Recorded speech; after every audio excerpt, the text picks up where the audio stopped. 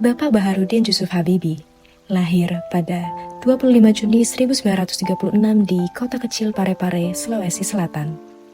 Dari sinilah perjalanan hidup seorang tokoh besar Indonesia dimulai. Dengan semangat, pantang menyerah, dan tekad kuat, Pak Habibie menuntut ilmu teknik di Institut Teknologi Bandung.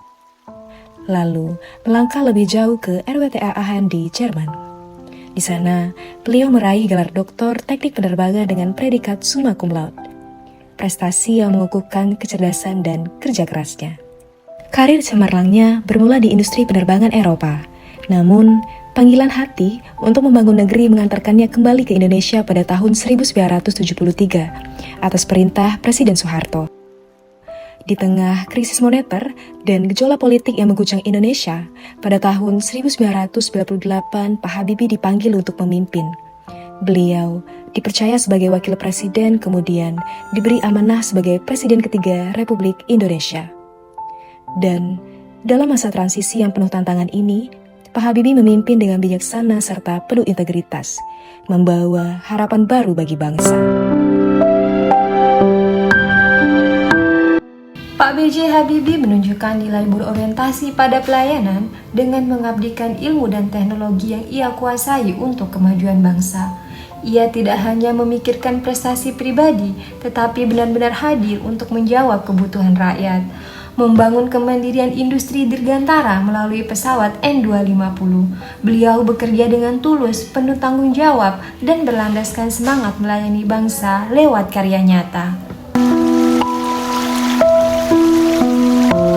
Nilai akuntabel dicerminkan saat beliau menjadi Presiden Indonesia yang ketiga. Di masa jabatannya, ia selalu bertanggung jawab terhadap keputusannya. Contohnya saat referendum di Timur Timur pada tahun 1999, di sini kita bisa menilai dan mencontoh bahwa Bapak B.J. Habibie merupakan pimpinan yang bertanggung jawab dan siap menerima konsekuensi dari keputusannya, walau akan menimbulkan kontroversi. Bapak B.J. Habibie dikenal sebagai seorang ilmuwan jenius di bidang aeronautika yang tidak pernah berhenti belajar dan berinovasi sepanjang hidupnya untuk memberikan kontribusi terbaik bagi kemajuan bangsa.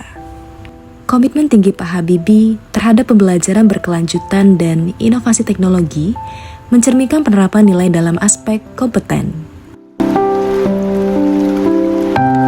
B.J. Habibie dikenal sebagai sosok yang ramah dan terbuka terhadap perbedaan. Selama kepemimpinannya, beliau merangkul semua pihak mulai dari kelompok militer hingga kelompok reformis selama masa transisi pasca Orde Baru. Selain itu, beliau juga menjaga hubungan baik dengan negara-negara barat yang bertujuan untuk membangun kembali citra Indonesia di kancah internasional tanpa membedakan perbedaan. B.J. Habibie dikenal juga sebagai sosok yang sangat menjunjung tinggi nilai loyalitas kepada negara. Meskipun beliau memiliki karir gemilang di Jerman sebagai Vice President di perusahaan dirgantara dan memiliki kehidupan yang nyaman, namun beliau memilih pulang ke Indonesia untuk berkontribusi membangun bangsa. Ini merupakan bukti nyata kesetiaan beliau kepada negara. Nilai loyalitas beliau mengajarkan kita untuk berdedikasi tanpa pamrih kepada negara. Nilai adaptif B.J. Habibie dapat dilihat saat terjadi krisis moneter dan politik 1998. B.J. Habibie langsung mengambil peran sebagai Presiden ketiga RI dan memimpin reformasi demokrasi, termasuk pembentukan UU Otonomi Daerah dan Undang-Undang Pemilu dalam waktu singkat. Nilai adaptif dari beliau dapat menginspirasi kita untuk mampu bereaksi cepat di situasi penuh tantangan. Selama masa kepemimpinan beliau, B.J. Habibie sangat mendukung kerjasama dengan organisasi multilateral seperti IMF, OKI, dan ILO yang digunakan untuk proses reformasi pembangunan Indonesia. Nilai yang bisa kita ambil menunjukkan bahwa beliau berusaha memanfaatkan berbagai sumber daya untuk tujuan bersama seperti pembangunan ekonomi pasca era Orde Baru. B.J. Habibie merupakan contoh yang bisa dijadikan panutan untuk ASN saat ini. Beliau tidak hanya cerdas secara intelektual, tetapi juga berakhlak mulia. Kepemimpinannya mencerminkan nilai-nilai berakhlak yang menjadi fondasi bagi ASN dan generasi penerus bangsa.